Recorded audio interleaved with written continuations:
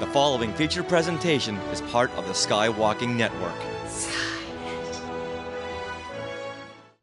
This is what you can look forward to on this adventurous episode 472 of Skywalking Through Neverland.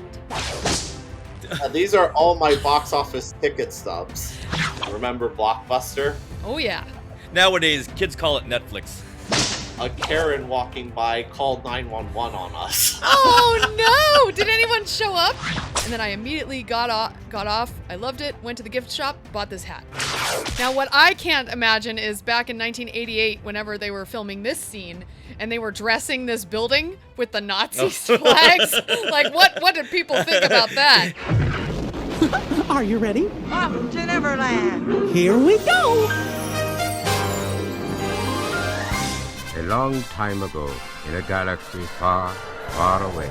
To all who come to this happy place, welcome. Disneyland is your land. When I first made Star Wars, everybody in Hollywood said, well, this is a movie Disney should have made. You're more than just fans. You're family. Best day ever! Secrets love. It's about family, and that's what's so powerful about it. Hey. You use a bird to write with. It's called tweeting. When we visit the world of Disney, we never grow old. It's a Peter Pan, Never Land that keeps us young in heart. This is Jedi Master Obi-Wan Kenobi, and you are skywalking through Neverland. I have a good feeling about this. Hey, Skywalkers! What do you get an archaeologist who just turned 125 years old? A new whip? A new fedora? A dial of destiny? A part 6? Well, just don't get him a tacky old clock, and he'll be satisfied. With that, we want to welcome everyone back to Skywalking Through Neverland. I am Richard Woloski, but now everyone please say hello to my sweetie wife, Elsa Schneider. Oh, Dr. Jones. This is how we say goodbye in Austria. And this is how we say hello at Skywalking Through Neverland. Hello, we are your enthusiastic podcast destination for the many decades of your Star Wars, Disney, Marvel, pop culture, and Indiana Jones fandom. So it's time for your weekly Wookiee hug and your little sprinkle of pixie dust for our family of Skywalkers. And we are having fun. We are live right now on our Skywalking Through Neverland YouTube channel. It's been a blast. It has been. Yeah. We just wrapped up our things we want to share for this week. And last week we asked everyone on the Skywalking Through Neverland episode, get us to 8930 for subscribers on YouTube.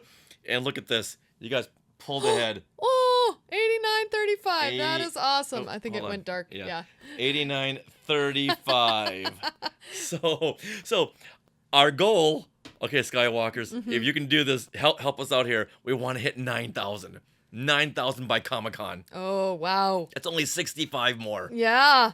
And Comic-Con is what, 3 weeks away, I think? Under 3 weeks. Oh, gosh, guys. Yeah, so whatever you can do to help us get there, we would really, really appreciate it. We want to be able to say, at Comic-Con, we just hit 9,000! Yay! Yeah, and that's YouTube. Just search YouTube for Skywalking Through Neverland. And we want to thank you all right now who are watching us there and on the other various places that we are live streaming. And we just love chatting with you guys as we record our shows. Well, if adventure has a name, it must be Justin Smith. Now, in this episode, our good friend Justin joins us to celebrate Indiana Jones' 125th birthday, and he will share his experience on the Indiana Jones Fortune and Glory location tour held back in May. All right, now we are being sponsored by Small World Vacations, and they are a diamond-level Disney vacation planner travel agency and can help you book your trip to a Disney park around the world or on a Disney cruise. And best of all, this service is free. Everyone lean in. This service is free of charge. So head over there and tell them Skywalking Through Neverland sent you. Now, we are recording this episode from Long Beach, California on July 7th, 2024. So, Richard, what happened today in Star Wars history. On this date, July the 7th, 2012, 12 years ago, the inaugural Course of the Force lightsaber relay begins at the Santa Monica Pier and ends up at the San Diego Convention Center on July 11th, just in time for Comic-Con. This is Course of the Force. This is our first year of our lightsaber relay. It's all going to Make-A-Wish, to charity, so you're supporting Make-A-Wish. So please congratulate yourselves. So I want to introduce some of the people who are going to be hosting the event with me that are going to be on the Nerdist channel. Please welcome Allison Hayslip, Alex Albrecht, and Ashley Eckstein are going to be all hosting the events along the way as well. Those who donate $500 can run a quarter of a mile holding a Hasbro Force Effects lightsaber. There's only so many people that can do that. Right. Because there's only so much space. Yeah. There was only so much distance. Yes. Got the whole parsec thing stuck in my head. And the runners have got to follow this Jabba sail barge replica. Very, very funny. Now, Sarah, you were down there at the Santa Monica Pier. Yeah. Got to hang out with Ashley Eckstein and Peter Mayhew. Yeah, I saw them both. I chatted with them both. It was very early. I think it was like at 7:30 a.m., I want to say, on like a Sunday morning. Saturday or Sunday. It was very early, and so not many people were there, and I pretty much walked up to both of them and just chatted a little bit. Peter Mayhew was selling some shoes, some like special footwear, and I have a Course of the Force t-shirt that I bought there that I love. It's a cute logo. It has like Yoda on it. You had bought me one of these, yes, and I wore it to one of the celebrations, and everyone said, "Did you run that Course of the Force?" Yes, I did. Yeah. Yes, I did. I remember I did contemplate like wanting to run this, but when I saw it was only a quarter of a mile and it was $500, I was like, okay, I'm out. I was like, I wanted to do more than that. Like, even though I told people that I ran it, I quickly said, no, I can't take credit for all of those runners who donated money for the Make-A-Wish Foundation. Yeah, but there is this cute picture of Ashley and me, and we look like sisters. Because I can see that. Yeah, we're the same. I mean, we're 6 months apart in age, and we're both blonde and cute. So there you go. yeah. StarWars.com and Nerdist, the YouTube channel, had live streams of the race. Yeah. So if you weren't able to come down to see it live, you could watch it live stream, which is the future of celebrations. Yes. If you can't make it to Japan, you watch the live stream, and you're happy with it. So yeah, that was really fun. I'm glad I got to at least participate a little bit in that. We now begin Course of the Force 2012!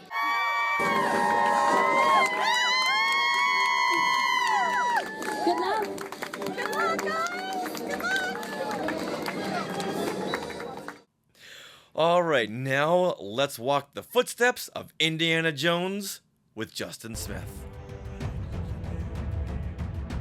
Let's all wish a big happy birthday to Indiana Jones, who turned 125 on July 1st, while Harrison Ford turns only 82 on July 13th. One of his many alter egos beats him by 43 years. Still, it's the mileage that surpasses the years. Well, who better to have on the show than our good friend Justin Smith, who, in our opinion, is the biggest Indiana Jones fan. Not only did he see Indiana Jones and the Dial of Destiny 52 times during its run, but he just experienced the Indiana Jones location tour in San Francisco. Hey, Justin! Hey, Richard and Sarah, how are you guys? We are doing great because, we're not 125 years old, so we're spring chickens compared to him. Well, at least you are. And you too. And you too, Justin. I think you're younger than me. Yeah, well, I said this in a birthday video recording that I did. Indiana Jones, he's 125, but he doesn't look a day over 43. And is that how long Indiana Jones has been out? Well, since 1981. Raiders of the Lost Ark came out in 1981. Oh, all right. I thought you were tying into his age and Harrison Ford's age. No, he was tying into Raiders of the Lost Ark, which I'm the same age as Raiders. Well, we just mentioned that Harrison Ford is 43 years old, 43 years younger than Indiana Jones. Oh, So I thought, oh wow, the circle is now complete. It's a palindrome or See, something. that's why we don't do a math podcast. no, I don't. So, gotta ask you, how many times did you see Dial of Destiny in one day? Oh, well, the record I have for one day was 4 times in a day. Wow. You've saw it 52 times over, what, 2-3 months? Well, technically, the last screening was in December because when the movie came out on Blu-ray, Lucasfilm did a little marathon of all 5 films with they did a 5-film marathon spread out across 3 days, and they ended on Thursday with Dial of Destiny, and they that's where they gave out Blu-rays of the film and all that. It was very last minute and discreet. Like, not a lot of people, like, they announced it the day before. But yeah, I noticed it, and they were like, "Oh, this is at the Chinese Theater in Hollywood. I can make this day." And so that was the grand finale of my legacy with Dial of Destiny. At least seeing it in theaters, I saw it the 52nd time there. Wow. The 51 times were sort of spread out across like till September, until they stopped showing it in like regular theaters.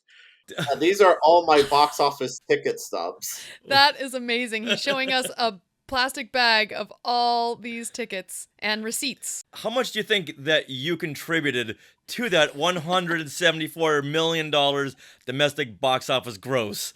We won't ask you to do it right now, but later on tonight, your homework assignment is to add up all of those box office tickets, and then text us later on. Let us know, and we'll add it to the show notes. All right. I can't wait. All right, so Justin, why is this a big year for Indiana Jones 2024? Well, it's the 40th anniversary of Temple of Doom, which you can see my poster in the back right there. That's a pretty big anniversary, 40. They did a lot for Raiders 3 years ago when it celebrated 40. Not as much for Temple of Doom. I haven't really seen a shirt or a pin or anything. Yeah, I don't think they've done anything for the 40th anniversary. Before you just mentioned it now, it's like, this is the 40th anniversary? I guess so.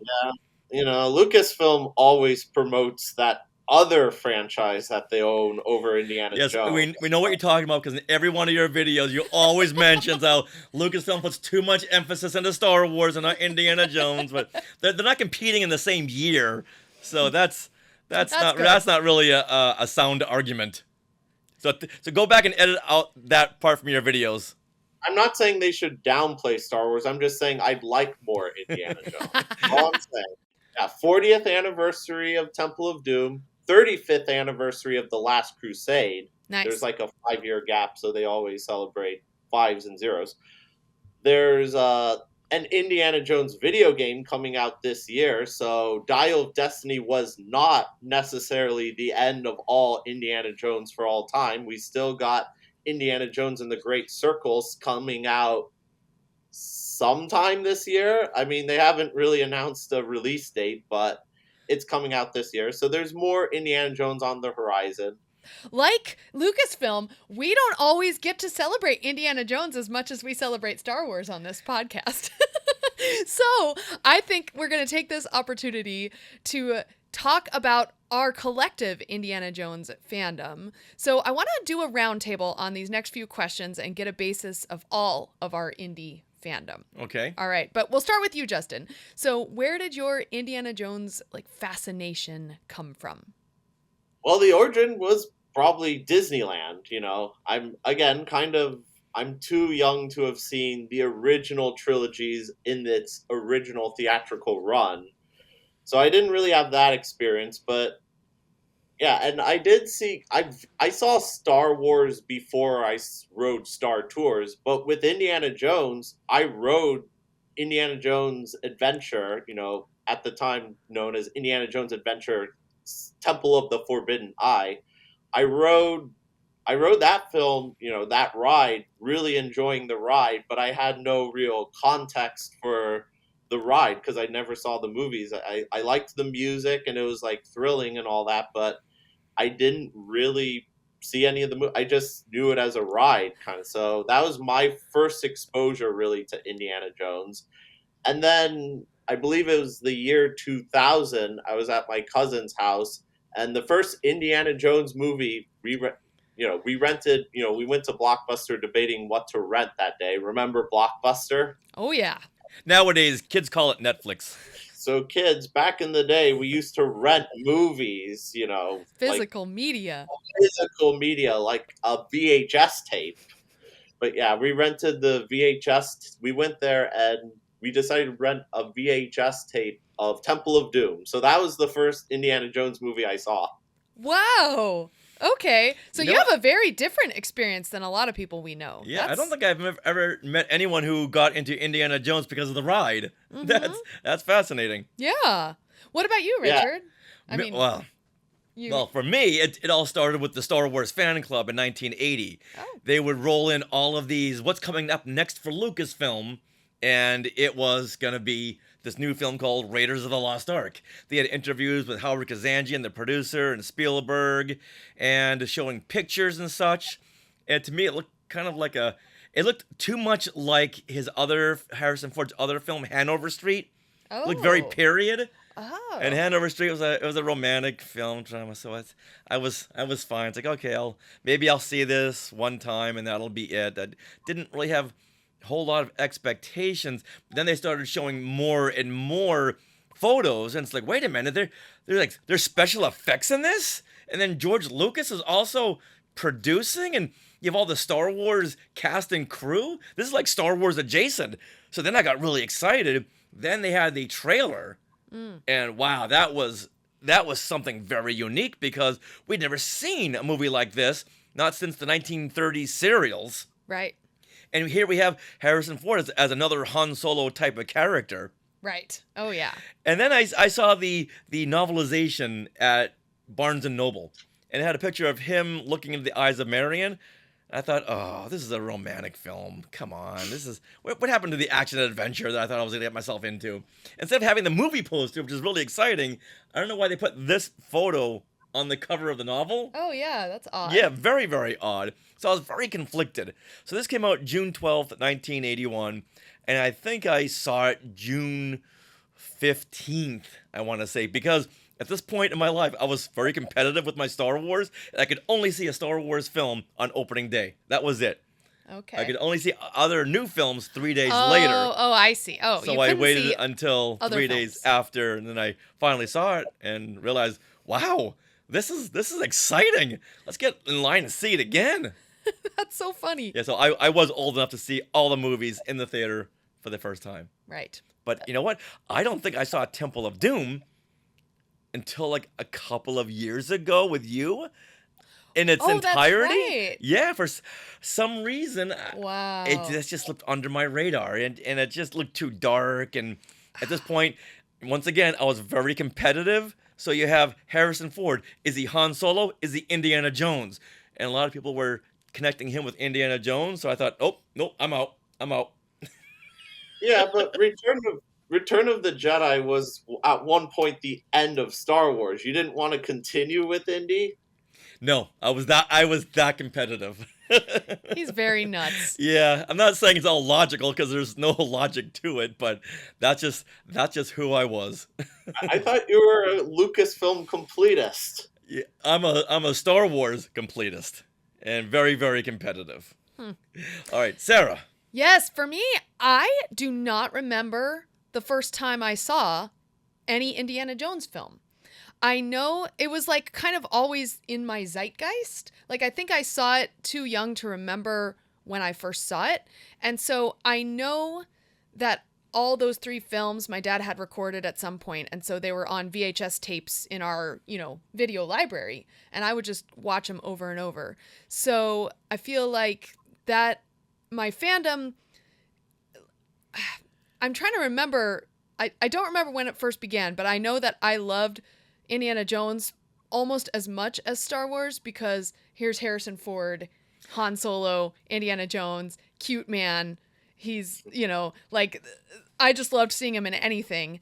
And Last Crusade, I was old enough to see in the theater. So I definitely saw that in the theater. And that's the one I rewatched the most with a lot of my friends. And then, of course, with John Williams doing the music to this and Spielberg being involved, I was a huge proponent proponent of the Spielberg-Williams collaboration. Mhm. So any movie they did together, I would definitely see. So of course, Indiana Jones landed in that wheelhouse. And then the first time I went to Disneyland, Justin, you'll appreciate this, was in 1999. And the first ride I absolutely had to go on was the Indiana Jones and the Temple of the Forbidden Eye ride, which I dragged my parents over there. I was like, okay, we're going to go on this ride. And then I immediately got off. I loved it. Went to the gift shop, bought this hat. So yeah, I was like most excited at Disneyland to ride Indiana Jones. And you know, oddly enough, I don't think they have improved that Indiana Jones animatronic since 1994. Oh no. And I really wish it was Harrison Ford's voice, but it totally is not. Well, at least for the poster for the ride, they were able to get Harrison Ford's likeness for the poster. Well, I can see that because Indiana Jones was very important to Harrison Ford. He was his first starring role in a huge blockbuster. Yeah, and he loves that character. Yeah, well, I am friends with one of the Imagineers who did work on that ride, Chuck Ballou. He actually created Marglyphics among many other things. Like, he worked on the ride, and he actually tells, a great story about how Drew Struzan was like designing the poster, but that, they realized they didn't have the rights for Harrison Ford's likeness for the poster. So, they were, Disney was suggesting like do silhouette and all that. And I think it was like Tony Baxter who was like, well, come on, like, why don't you just call Harrison Ford and like get the likes? And like Drew Struzan's like, I don't know him. I just draw him. Like, he had never met Harrison Ford. So, like, Tony Baxter was able to find Harrison Ford's, like, phone number. Like, it's sort of easier now with, like, the internet and, like, IMDb Pro. But back then, there wasn't. But he somehow was able to track down Harrison Ford's, like, number. And, like, I think, like, they called it, and, like, Drewson's like, oh, no. And, like, it went to his assistant, and he's like, yes. He's like, yeah, I'm Drew Struzan, like, looking for Harrison Ford, and, one moment, and then he's like, oh, what do I do? And then, finally, like, the call comes, it's like, Harrison's voice is like, is this Drew Struzan, the famous poster artist? I was like, yes, it is. It's like, no one has ever made me look better than you. Like, he was a huge fan of, like, his work sort of thing. He was so excited to, like, finally talk to him. And he was like, well, hey, we're working on this project, but, we are doing a poster for this ride, but we kind of need your likeness to do your face. And he's like, yeah, sure, whatever you want. So that was how they were able to get Harrison Ford's likeness. Not necessarily for the ride, because I'm sure he was busy with some other movie, and movie stars were kind of a bigger deal back in the 90s, but they were able to get his face for the poster, so there is that story. I wonder if Harrison Ford is the first actor to have his likeness in an animatronic at Disneyland or any Disney park. So the first actor to be made into an animatronic. He and John Rhys Davies are sort of tied with all of those animatronics they had for the Great Movie Ride, because that was technically the first Indiana Jones attraction. Oh, okay. And what year did that come out? I believe that was May 1st, 1989. Okay. Now it's like an honor. Oh yeah. Now you have Johnny Depp, and you have that's right, Domhnall Gleeson in Rise of the Resistance. Oh yeah, and Finn. Oh yeah, Finn. Yeah. So John Boyega. John Boyega, and no, Rey isn't an animatronic, right? No, she's in a hologram. Yeah. Disney World has that Hall of Presidents thing, yes. And Ronald Reagan. Oh, there you go. Okay. He beats them all. But yeah, Reagan was, he was the president of the Screen Actors Guild. So there you go. Okay. So let's put a cork on that. Wow. All right, now let's talk about your most recent trip there, Justin. You explored the Indiana Jones filming locations. Now, were these the locations from all 5 of the films? The original trilogy. So Dial of Destiny was actually just about none of it was filmed in America. So not even the New York scenes. All the New York scenes were shot in Scotland, in Glasgow. So So yeah, no shot in America is it. None of the scenes in Dial of Destiny was not filmed in America. By contrast, almost all of Kingdom of the Crystal Skull was in America. So, but the original trilogy, a lot of the locations that were in America and in California were around San Francisco and around in the Bay Area. How long has this been going on, and who put this tour on? This was actually the work of Eugene Shin, who's my friend. He is an artist. He is a fellow Indiana Jones fan. We met up, for a few years now, and so that's him. So I actually saw an interview with him. He was interviewed for a mutual friend of ours. He has a YouTube page, and I didn't realize that until that interview that he'd actually been planning this tour going back since like high school. He was like writing down. This was how big of a fan he was. He wrote down all the locations for all the films. I think back then it was, well, we're the same age, so like Kingdom of the Crystal Skull was coming out. But yeah, he noticed that for the filming locations, like, because the Indiana Jones films take place all over the world, they travel all over the world, and he noticed that all the California locations, the characters in America, most of them were in the Bay Area. So it was there he sort of realized, wouldn't it be great if there was a bus tour to like go and visit all these locations? And so fast forward to about 2022. Have you ever heard of something called Star Wars Celebration? Oh, yeah. No, what is this now?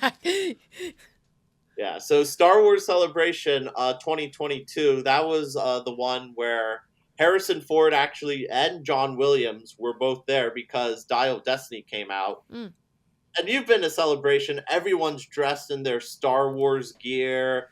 Eugene was there. He was one of a few Indiana Joneses. There weren't very many Indiana Jones, but he was dressed as Indiana Jones. And someone from Lucasfilm actually noticed him and walked up to him. And, he said, "Hey, love your costume," because, of course, since there was a new movie coming out, Indiana Jones 5, Dial of Destiny, it wasn't even revealed the title yet. So that's how, still a ways it was. But yeah, they met up and, Eugene got to share, with them about California Jones, which is this cosplay group of Southern California, California residences who dress up in cosplay as Indiana Jones. I'm a member. I mean, a lot of people are, it's a growing sort of thing. And so he was like telling him about that and trying to plug it in. And while he was like, telling him about that, he also said, wouldn't it be great if Lucasfilm, if you guys, for this new movie,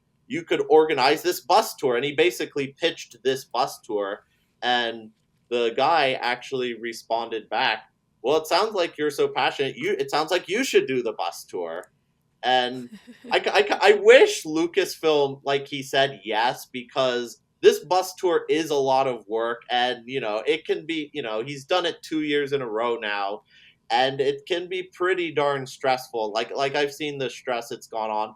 But, Eugene, he is quite, and if you've seen his work, it's like on Etsy and Instagram, it goes by Lost Delta Outpost. He does a lot of good work. The poster that you just showed was actually his poster. So he designed that poster. Nice. That's an example of his art. And, it's a gorgeous poster. So, it is. And yeah, he's a perfectionist, and he's one of those guys who gets things done. So, I like the cut of his jib. But yeah, it was a lot of work, but, he's a guy who gets things done. So he had his first tour last year in May, in preparation for Dial of Destiny. And it was a much smaller group, but, I was sort of invited to go, and, I sort of turned it down and all that. And it was a huge mistake of mine. Like, I regretted not, like, just calling out of work and, like, making the commitment. But once he did it again this year, like, I was like, because... Oh, you have to go. If anyone's going to go, it's gonna Yeah, be I you. was like, I'm not gonna miss out this year. So All right, so now you sent us a whole bunch of pictures. Yeah. So let's go through these, and you give us a little nutshell story behind each one, okay? Yeah. All right. Well, first of all, yeah, what is this? Our adventure is one for the history books, and it looks like it's signed. the first one was last year, and so they didn't. So they did get to stop at Lucasfilm because of their friend, who works at Lucasfilm that he met at Celebration.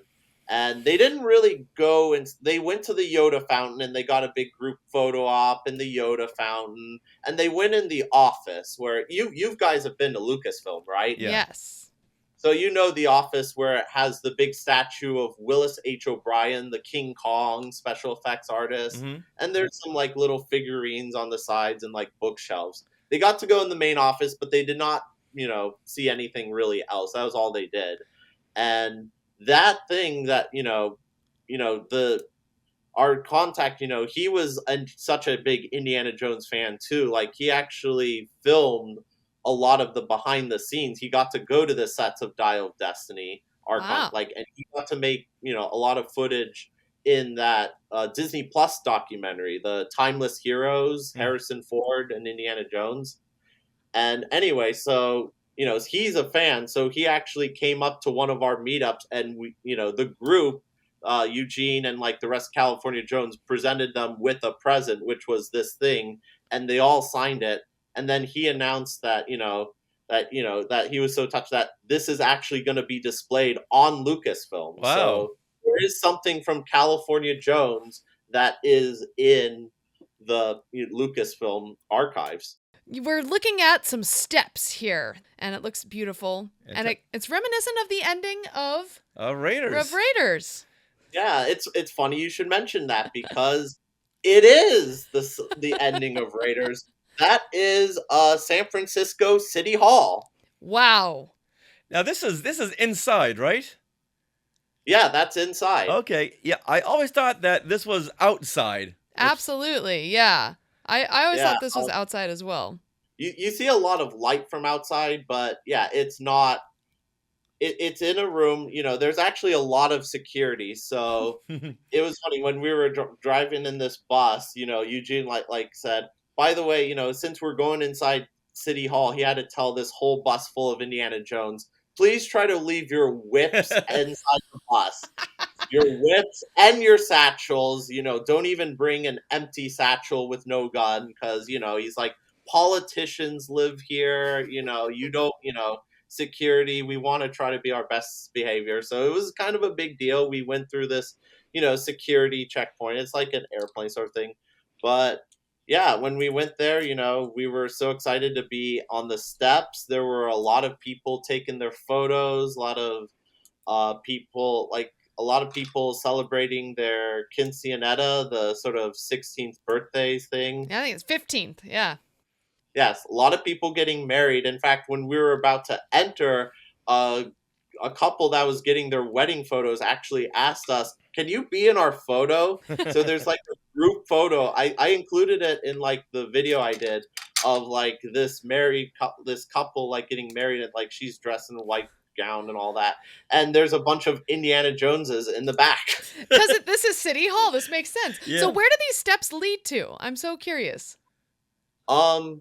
Well, we were mostly interested in like the steps because that's featured in the movie. Okay. I mean, we did pan around too. Like I have some like video of that. We didn't really explore beyond like what was beyond like that. Oh man, you right could've- behind that door Yeah? is where William Hootkins It's saying is top men. Yes. That's what I'm saying. I want to see this room of men going Top men. top men. Yeah, we know that was shot at Elstree Studios, but you know what? Leave it to the imagination. That was right behind that door is where Right, that's probably in London where that was Elstree filmed. Studios. Oh. Yeah, so, but That's where the big argument happened. Now it'll be funny when when the people who are getting married ask you to take pictures with them. They just put up that picture on social media without any explanation. Yeah. These are the groomsmen.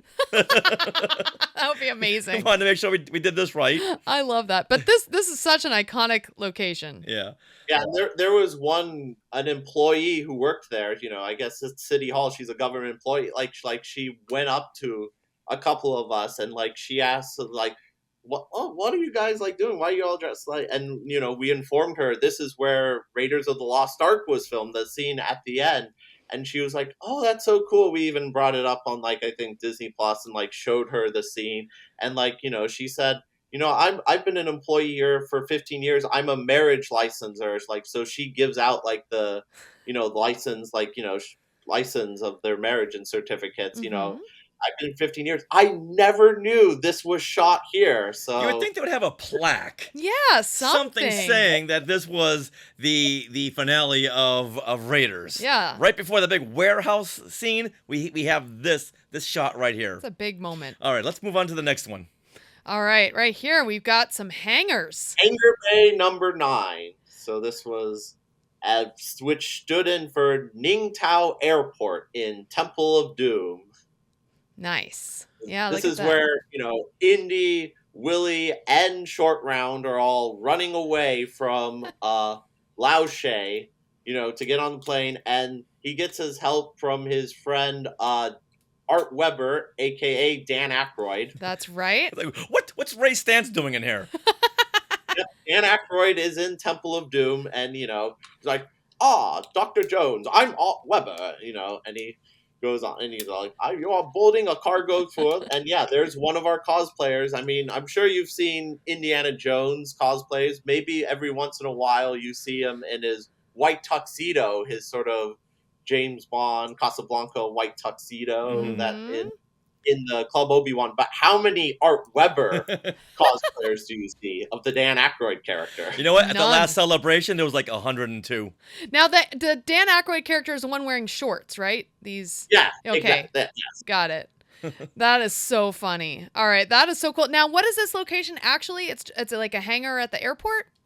Yeah, well, it's sort of a defunct airport sort of thing. So, like, I guess a lot of like the, since it is in the Bay Area, I guess there was a lot of military was like there at one point sort of thing. It's largely defunct now. I think, I don't know the entire story, but I think it's mostly used for like, storage area, things like that. Well, that's amazing that they didn't tear this down. Yeah. That's a lot of real estate there. Now, we have another location from Temple of Doom that you visited. Now, when you think yes. San Francisco, do you think Chinatown? I do now. I do now, yeah. So, it sounds like Fortune Cookie. That isn't Fortune Cookie. All right, so now this is in Temple of Doom. And yes. do we see this Fortune Cookies store? Well, the Fortune Cookie store is on Ross Street. And so most of the Shanghai 1935 scene, the prologue in Temple of Doom, was shot in China. Most of it was. But there, if you know how movies are made, they have to like get sort of pickup B-roll. shots.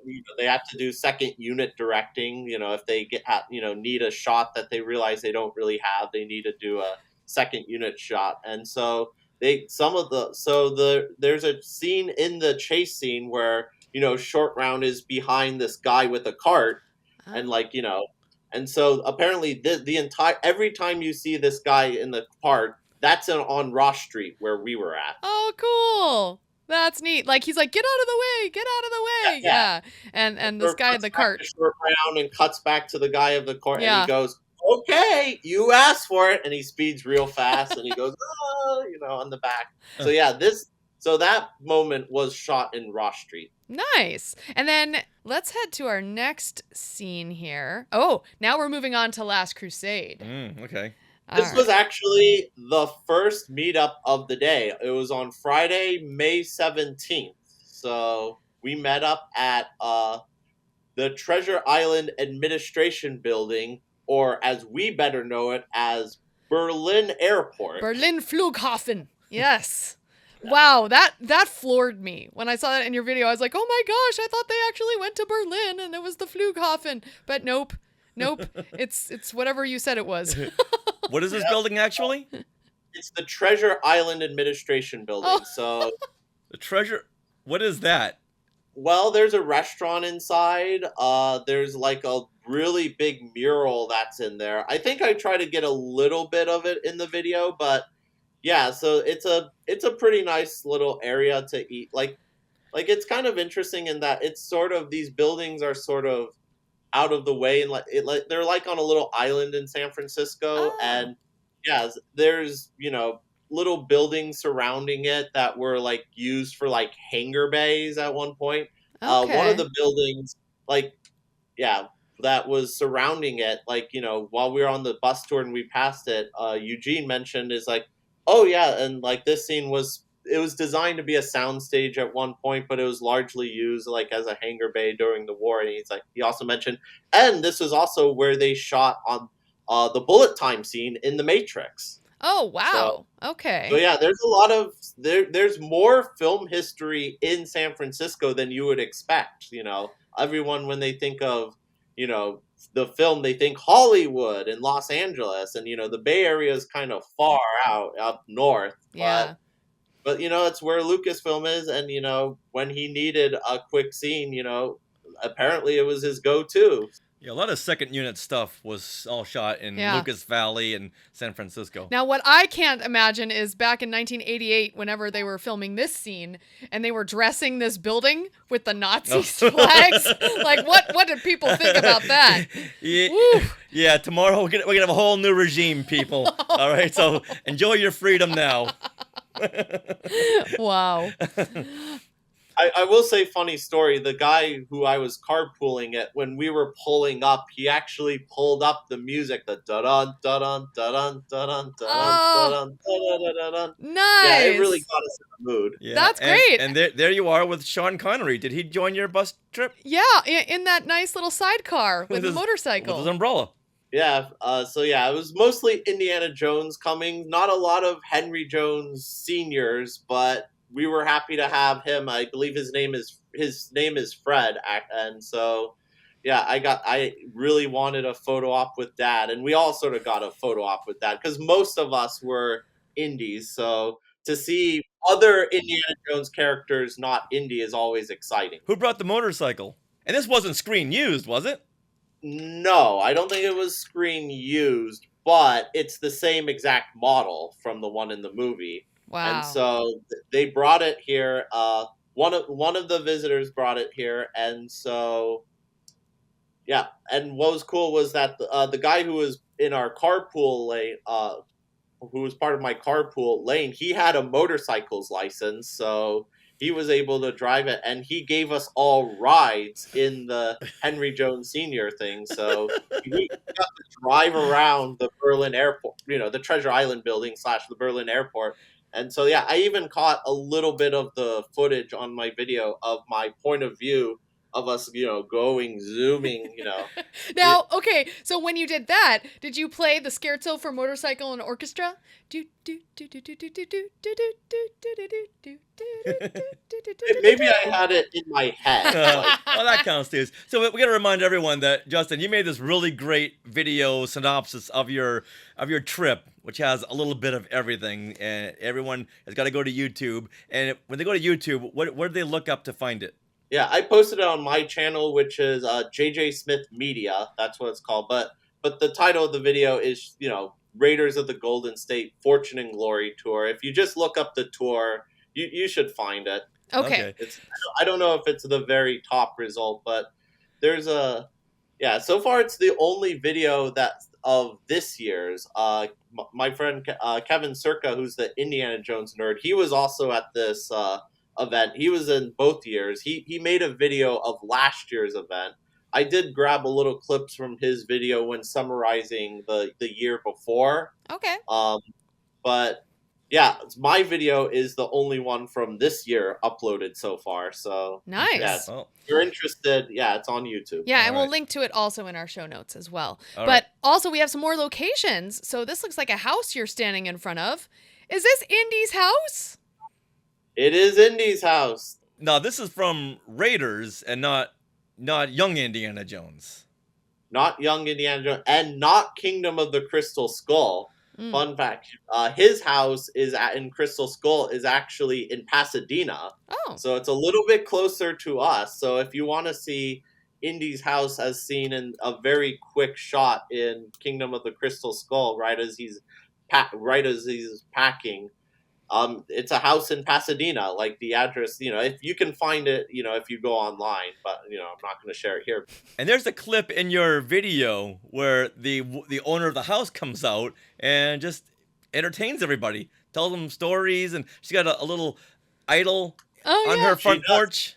She has an idol, so, if you get to talk to people whose houses get to be in films and television, I'm sure it's various, it's a mixed result. Like sometimes if it's a really big success, some of the fans can go a little crazy, but in this case, she was a fan of Indiana Jones. She loves the attention it brought to her house. She says all the a lot of the people, the visitors, she says, are often very well dressed when they come to visit Indy's house. She's always very impressed with that. And yeah, she loves seeing the fans and meet and greeting. Did she live there when they shot the film? Yeah, it's her house. Yeah. What? So she's lived there all those years? All 43 years? Well, you'd have to ask her that. Okay. I didn't personally ask her that, but okay. But yeah, I mean, so there might be a chance that I think she's lived there for most of the 43 years, though. Okay. All right. That's a beautiful house. Yeah. All right. So now we have one more location. Well, actually, this is not a location. This is an object. So right now we're showing a picture of you with a plane, and I don't know planes enough to tell you what kind of plane that is.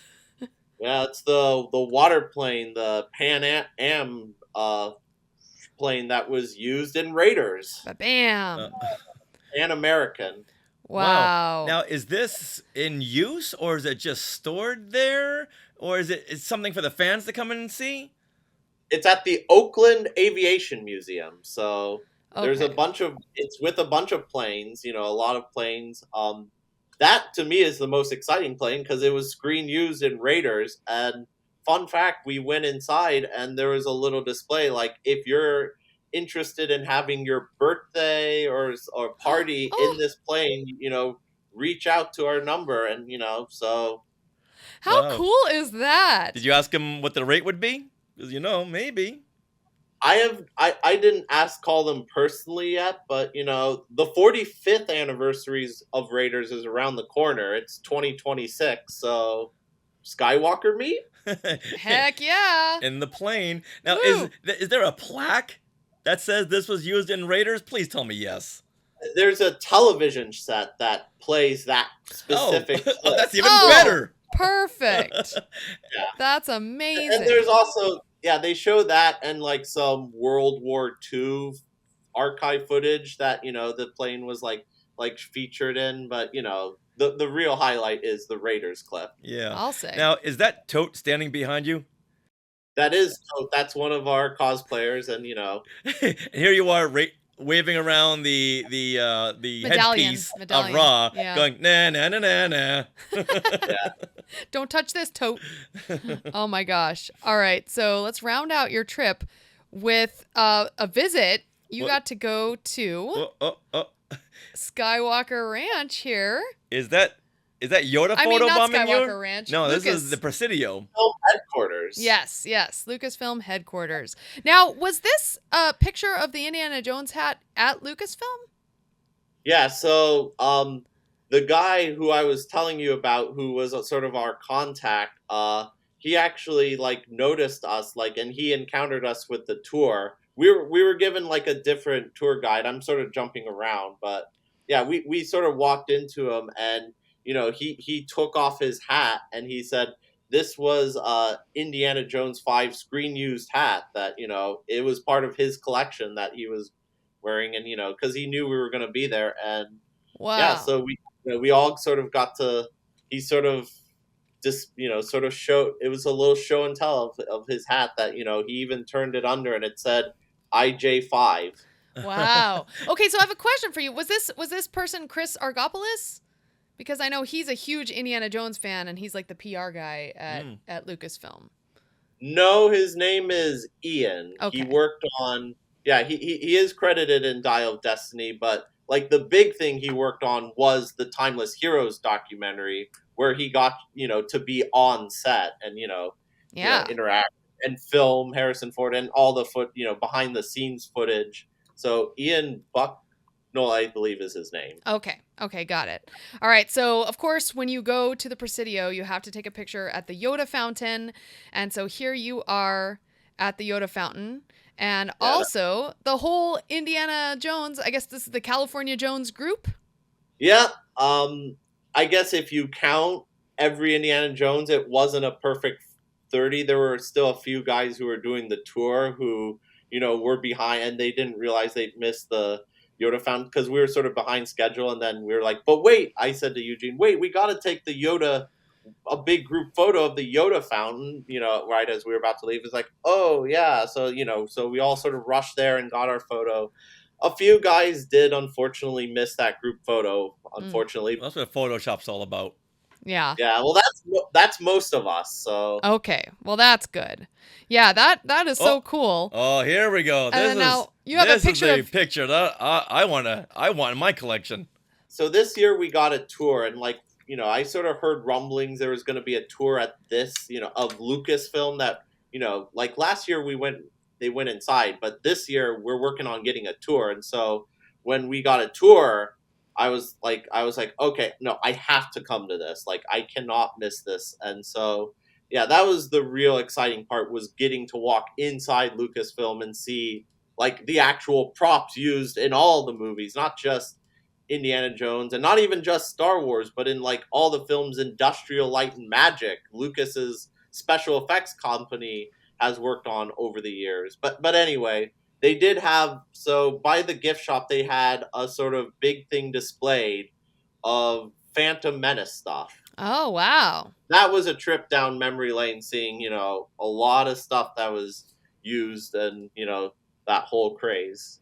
Okay, now we're looking at E.T.'s bike. Yeah. Or Elliot's bike, and a little crumpled E.T. beside him. Oh, no. But yeah, there's like, they had like a matte painting of E.T., a lot of E.T. there. There's some vintage Star Wars collectibles. Oh, wow. Yeah. Yeah, like by the gift shop, they had like little shelves, and it was like a little Lucas museum.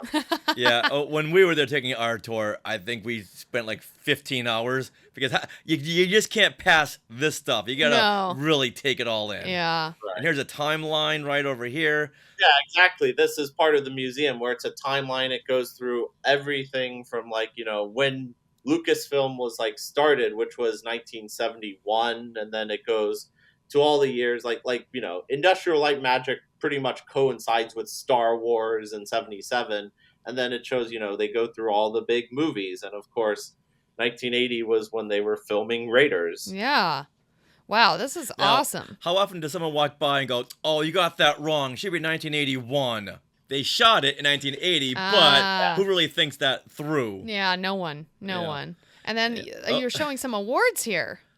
Displays of like Oscars or Emmys over the years, like that one is an animation little award, like little gecko. And that's Rango from the 2011 film Rango. That was a film animated by Industrial Light and Magic. Oh wow! So it won the Oscar for best animated film. Oh, that's cool. Awesome. When you consider, the thing is, when you consider that Lucas Industrial Light and Magic, which is like the go-to special effects production house for Hollywood, when you consider that, and even considering like he founded Pixar before selling it to Steve Jobs, when you consider like all that, it's almost mind-boggling. There's not really a big budget film I can name in the past 50 years that George Lucas didn't have a hand in some way, either making it himself or through Industrial Light and Magic doing the special effects, or even if it was just shot in they use Skywalker sound. If you go through the end credits, they'll say Skywalker sound. So it's like it's kind of hard to not think of a film made in the past 50 years, where George Lucas wasn't involved. That's how much big of an influence this man has had on our culture and Here. our lives. All right, now explain this. What are we looking at? It's a a clipboard on a wall. Yeah, so we were going through like the posters, because they have a lot of movie posters, not even of just Lucasfilm posters or even movie posters, but even like when we walked in, there was like a poster from like the Fistful of Dollars, the Clint Eastwood movie, because it was like, yeah, the spaghetti westerns were like huge influence on like Star Wars and all that. So there was a poster for that, poster for 10 Kids. So they had movie posters all around. Okay. And they had movie posters for, the Indiana Jones. When we passed the Indiana Jones, of course, we're dressed as Indiana Jones, so they walked around that. They had, Raiders, Temple of Doom, Last Crusade, and they had like a little post-it note of Crystal Skull, that picture that, get back up. And they said, we're just fixing the picture frame. I swear, like we had it at one point, and it will be hanged up. I promise. So now, at what point did you visit Imagination Park? And this is where here we go, right over here. Yeah, this is you and what? Tell me his name again. Eugene. This is where they have an Indiana Jones and a Yoda statue, both sculpted by Larry Noble. Yeah, have you talked about Imagination Park much on your show? Why, What? yes, we did. Yes. Because our names are at Imagination Park. Yeah, back when they were constructing the park, they were looking for donors. So we donated some shekels, and we got our names right there. Yeah. And there's a big board right behind the statues with everyone's names on it. And when you walk into the park, it's just to your left. Or if you're leaving the park, it's just to your right. Yeah. Yeah, we even did a roundtable recording there back did. in 2018. That was really fun. Well, yeah, I've looked into history a little bit. Basically, it was a building that Lucas bought in 2008, 2010. Like he kept it for a couple years. I'm not sure if we know why, what he was planning for, and then the mayor of the city actually thought we don't really have a park, this could be a good park, and he actually approached Lucas and hey, would you be interested in donate, having a little park sort of thing. And apparently George was really receptive to the idea. He was like, yeah, sure, so he paid to tear down that building and put up this park, this little park. The figures, you mentioned Lawrence Noble. He was the Lucasfilm employee. He designed the sculptures, and they had a big ceremony. So we did, when we were heading back from the day, so the day on May 18th, we met up at Imagination Park, and we had photos, and they have a grassy area, and so we were cracking our whips, because when you gather a bunch of Indiana Jones fans together and they're in full cosplay, there's gonna be some whip cracking. Mm-hmm. That's awesome. Yeah, it was awesome, except there was a little incident. Is that apparently a Karen walking by called 911 on us. Oh no! Did anyone show up? Well, one of our organizers, a police officer, came up and said, "Are you the guys cracking whips?" And he was like, "Yeah, we are." And he's like, "So yeah, we got a 911, we got a little complaint, but we're not gonna we don't care." You know what? This is a Tuesday for us. Wow. The guy who one of the guys there and said, "Yeah, so yeah, you were the guys who had the whip call, who got called with the whips," and they were, he was explaining, yeah, whips generally aren't, used at the park, and he introduced himself. I think his name was Sean. He actually helped design the park and planted the statues, so he planted the plaque there, and so, but he was really nice, and he just said maybe in the future we can work out something where we get permits and all that. So to show us how geeking out, he got his hat and he showed us a picture from that day where it's him and a group of people, which included George Lucas and Harrison Ford, who showed up, for the dedication. So oh, that's great. It was, he was he was one of us, kind of thing. We should have been at that dedication. No kidding. Hey, what was you know that 1 by 1 inch square grass over there? Come on. Work for us. $50. Wow. Well, Justin, this was so awesome. We love hearing straight from you, like how this trip was, but we definitely recommend that everyone go check out your video on YouTube, JJ Smith Media. And where else can people find you? Can our Skywalkers find you when you're not meeting up with us? Well, I have an Instagram page, JJ Smith Entertainment. That's where I guess my profile picture is me dressed as Indiana Jones. I post a lot of cosplay pictures. I post other stuff too, but ever since Dial of Destiny, that just sort of became part of my brand, So you can find me on Instagram, the YouTube page. I'm a Skywalker, so I'm on the Facebook group and all that. So yeah, I'm around on social media if you look for me.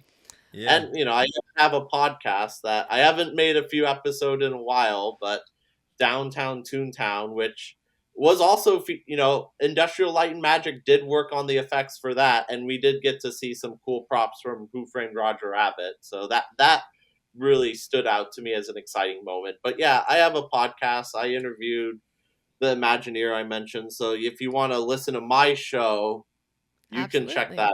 Yes. Now, Justin, if you were going to take us out of this segment with an Indiana Jones quote, what would it be? Fortune and glory. What this trip was. It was a Fortune and Glory tour, and dare I say, we found it. Fortune and glory, kid. Fortune and glory. That wraps up episode 472 of Skywalking Through Neverland. We want to thank Justin Smith for sharing his stories of the Indiana Jones Fortune and Glory location tour. And thank you so much to all of you Skywalkers who listen and watch every single week. And thank you to those of you who are subscribed to our YouTube channel. Remember, we want to get by 9,000. Subscribe. Hurry, do it. Subliminal subscribe. Now, do you have things you want to share? Well, we do. So every Monday night at 6 p.m. Pacific time, we share our favorite things of the week on YouTube. Mm-hmm. We just did one right before we recorded this episode, and some Skywalkers came on. Glenn Stein came on to share what he got for his birthday. Mm-hmm. People were sharing what they had for dinner. Yep. We share all kinds of stuff. So come on there, watch, and participate. Whatever you want to do, every Monday at 6 p.m. Pacific time on YouTube, where you're going to subscribe, right? Yes, subscribe. Yes. Are you interested in our books?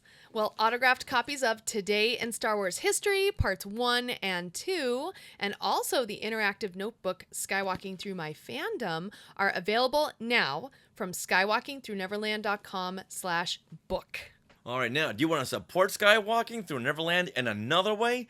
Well, consider supporting us through the Skywalking Force, which is our Patreon. The Skywalking Force has access to bonus content in the form of our Zoom discussions on the past Disney Plus shows, and you'll get a coupon for our books.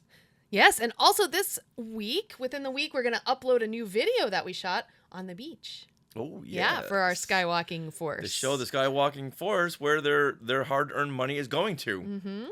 Yeah, so just head to skywalkingforce.com and have a look at the options. And thank you to those of you who are already part of the Skywalking Force. And we want to note that we didn't spend the Skywalking Force money on a beach stay. Oh, no. We were trying our brand new gimbal, our new camera gimbal. Yes. Something that will help us deliver content to you. Much better video. Yes. All right, now we want to thank our sponsors, Small World Vacations, for their continued support. Thinking of a trip to a Disney park or a Disney cruise, you can fill out a Get a Quote form at smallworldvacations.com today. Their vacation planning service is free of charge, so check it out and tell them Skywalking Through Neverland sent you. Now, get ready, everybody. Get ready, Skywalkers. This is your turn. All right. We are part of the Skywalking Network. Skynet. where you can find other great shows like Talking Apes, all about Planet of the Apes, the Max Effects podcast, The Neverland Clubhouse, Totally Tell Me Everything, Star Warsologies, and the YouTube shows Collectopolis and Today in Star Wars History. All right, Skywalkers, you can find us on social media. We are at Skywalking Pod for X and Instagram and all those places. You can also search Skywalking Through Neverland and find us on Facebook and on YouTube. And then you can email share@skywalkingthroughneverland.com. Now, don't forget to stick around for bloopers and other fun bits that didn't make it into the show. And always remember, if you are a Scottish lord, then I am Mickey Mouse. And don't leave your friends out on the doorstep or they will get a sniffle. A sniffle. I've gone and caught a sniffle. There you go. I got it. And Neverland on Alderaan. If you saw it 52 times, $5 off a ticket, plus. Some tickets are much more than that. How much does a movie ticket go for these days? We haven't bought a ticket since Barbie. Well, hold on. This is a non sequitur, but I have to respond to it. If you are Scottish lord, then I am Mickey Mouse. That's the response of the guy at the Scottish castle. And I always thought he was saying, if you are Scottish law, then I am Mickey Mouse, because it doesn't sound like lord when he says it. So I never knew it was a Scottish lord. So are you sure it's Scottish lord? That would make sense. It would make sense. Yeah, because he says, yeah, it would make sense. Here we go. Do you want to start us off? Laird. Okay, Julie is talking about why I'm not hearing lord. Because in Scotland, they call lords lairds. Like, laird. Bairn, like a baby is a bairn. Right. A lord is a laird. Yeah, you're right. Okay. All right. Cool. We all just learned a little something. We did. All right, let's wrap up. Hey, look at those names to the left. They are part of the Skywalking Force, our Patreon. Become a producer yourself and check out all the Disney Plus themed bonus content available depending on the level you subscribe. Become a member of the elite Skywalking Force at skywalkingforce.com.